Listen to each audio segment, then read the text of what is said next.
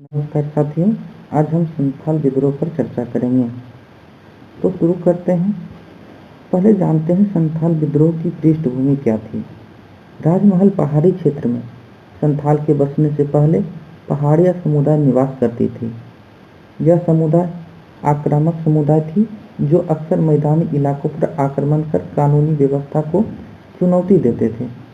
अंग्रेज पहाड़िया समुदाय के द्वारा मिलने वाली इस चुनौती को संतुलित करने के लिए संथाल समुदाय का उपयोग किया।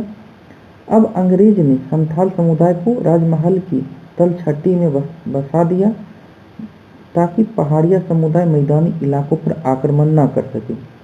इस प्रकार अंग्रेज ने इस क्षेत्र में कानून व्यवस्था को मिलने वाली चुनौती को संतुलित किया। साथ ही वर्ग संघर्ष पहाड़िया और संथाल के बीच बढ़ा दिया ताकि वे अपने औपनिवेशिक हित को पूरा कर सके।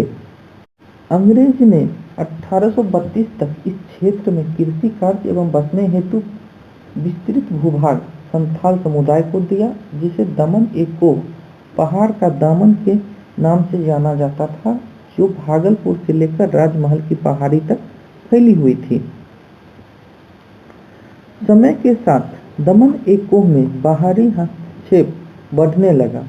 यह बाहरी हस्तक्षेप दिकुओं अर्थात महाजन जो कि भारतीय थे तथा अंग्रेज के द्वारा किया गया। पहले हम चर्चा करते हैं महाजन के द्वारा संथालों की जीवन शैली में किस प्रकार हस्तक्षेप किया गया। महाजन जो कि भारतीय थे अत्यंत ऊंचे दर पर ऋण देते थे तथा ऋण न चुका पाने की स्थिति में संथालों की भूमि पर कब्जा कर लेते थे, अर्थात उन्हें भूमि से बेदखल कर देते थे। वहीं अंग्रेजों के द्वारा संथालों के जीवन शैली में व्यापक हस्तक्षेप किए गए, जिन्हें निम्न बिंदु के रूप में देखा जा सकता है।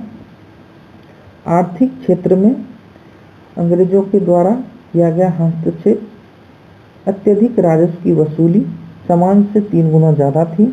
बंधुआ मजदूरी के रूप में संथालों का शोषण, इसे कमियां या कमियोटी प्रथा भी कहा जाता था। भागलपुर बर्धमान रेल निर्माण के समय संथालों से बेगार करवाया गया। वन एवं वनोत्पाद पर संथाल के पारंपरिक अधिकार को समाप्त कर दिया गया। जमींदारी व्यवस्था के तहत भूमि को ट्रांसफरेबल बनाया गया। सामाजिक क्षेत्र में माझी व्यवस्था को समाप्त कर दिया गया।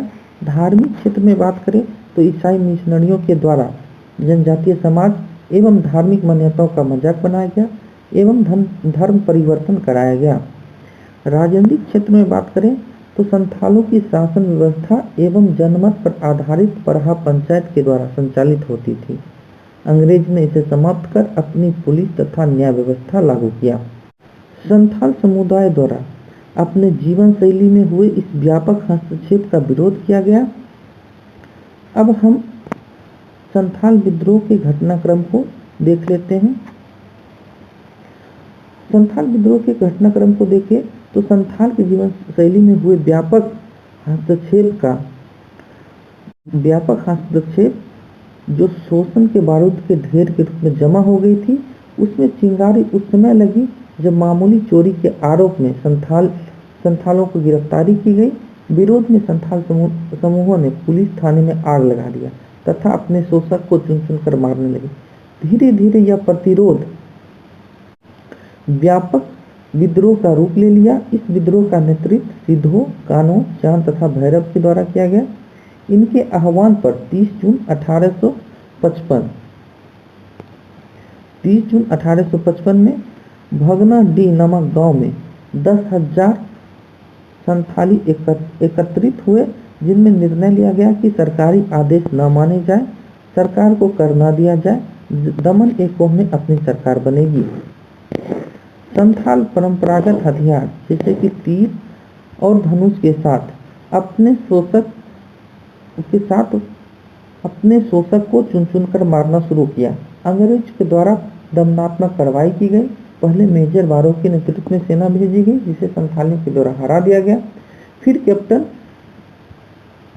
एलेक्जेंडर एवं लेफ्टिनेंट थॉमसन के नेतृत्व में ब्रिटिश सेना ने लगभग 15,000 संथालियों की हत्या कर दी। इस विद्रोह में सिद्धू एवं कान्हू भी मारे गए। अंततः विद्रोह को क्रूरता पूर्वक दमन कर दिया गया। परिणाम देखें तो अब हम इस विद्रोह के परिणाम की चर्चा करते हैं। परिणाम ये हुआ, 1856 में संथाल परगना जिले का निर्माण किया गया।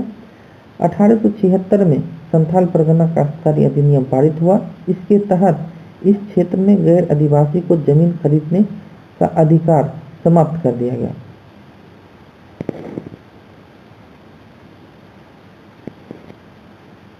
तथा मांझी व्यवस्था को मान्यता दिया गया। पढ़ा पंचायत को मान्यता प्रदान किया गया। अब हम इस टॉपिक से संबंधित प्रश्न के उत्तर के प्रारूप पर चर्चा करते हैं।